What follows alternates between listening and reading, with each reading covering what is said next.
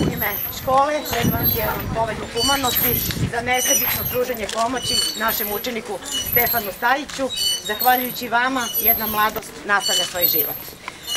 U ime naše škole i u svoje lično ime, ja vam čestitam što se na pravi način bavite politikom, a to je pre svega briga o ljudima.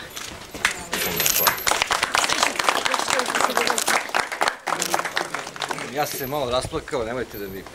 mi zamerite, pošto je ovo stvarno mnogo lepo i mnogo sam srećan što smo uspeli da spasimo jedan život i tu su ljudi sa VMA i profesor Kozanski i donator Zoran i još je mnogo ljudi dalo svoju kožu.